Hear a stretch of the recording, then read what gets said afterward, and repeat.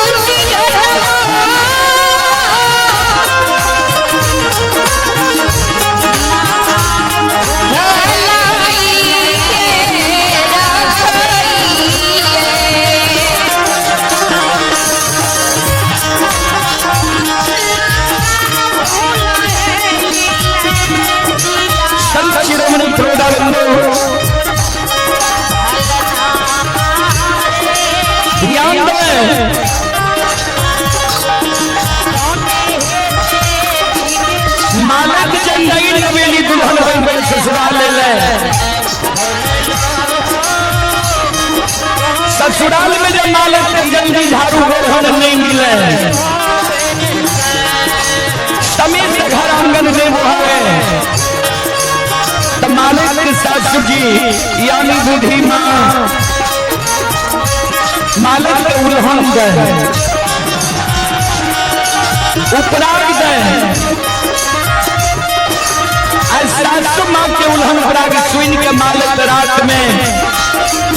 सूते के बेर में सोना मुठी बुढ़न सिरहान के बगल में जोगा कर रख लेखिनिया जे सवेरे सवेरे हमार नींद टूटत सोना मुठी बुढ़न सिरहान के बगल से हाथ में ला ले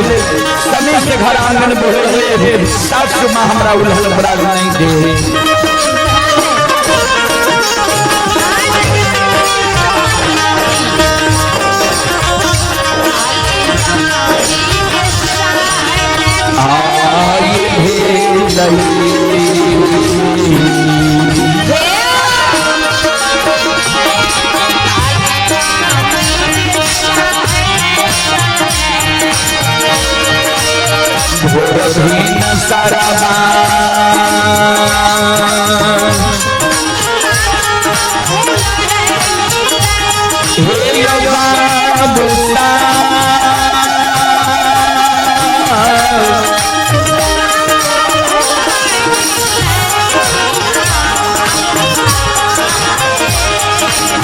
बाबू साहब पान में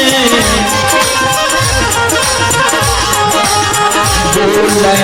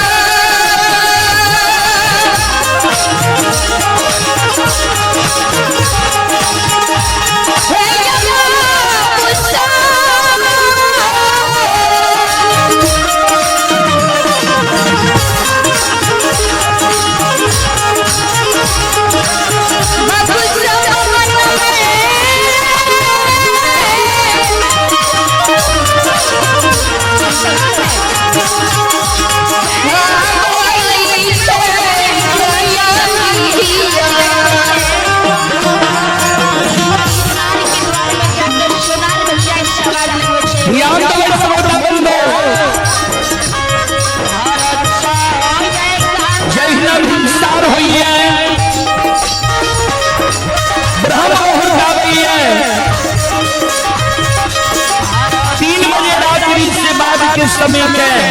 और सूर्योदय से पहले के समय के बाबूजी ब्रह्म मुहूर्त हो रहल छै। जय रंग इंसान होइए ब्रह्म मुहूर्त आबैया कोयल बोले लागल छै सब चिरमन बड़ोदा बंधु माँ बहन बाबू भैया सब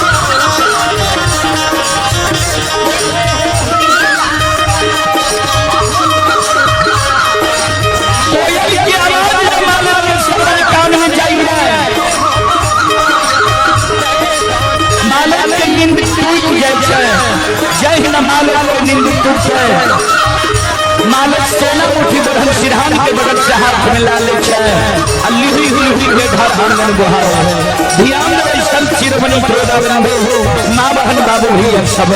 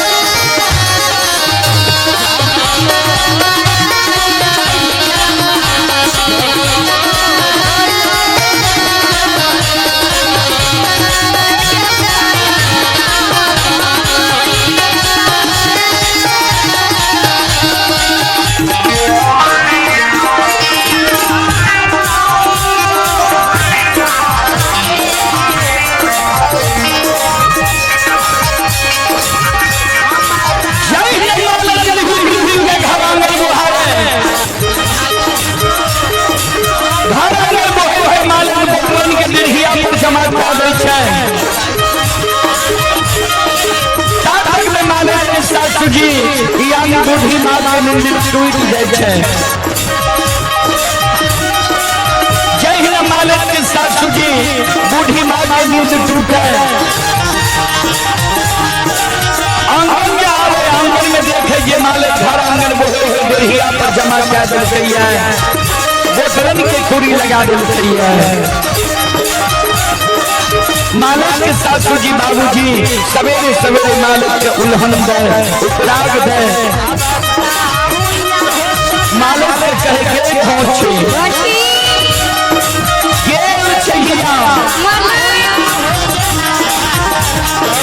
कहीं वंश खानदान में तू जन्म नहीं है कहीं शहर रात उठा रहो कहीं शहर हमारे हो जा रहो ये एको बंदूर सरूर सिखा के तेरा नहीं हर से शास्त्र में भेज रखा हो तू जे घर अगर बहुत हो रही पर जमा कर ली है बोतल की पूरी लगल ही है तोरा ज्ञान नहीं छोड़े बोतल नंबर होई छै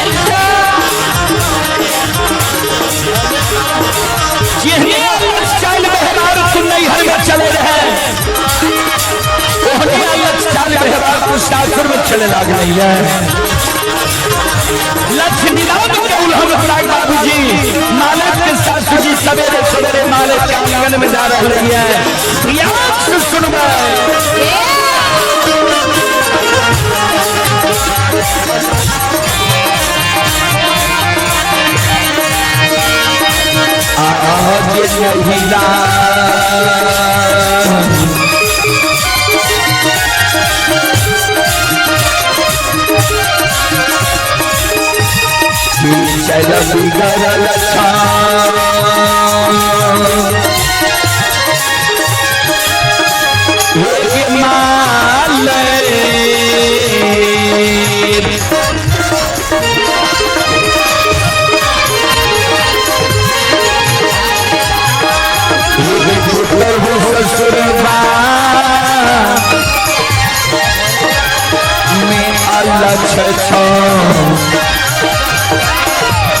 जो हवा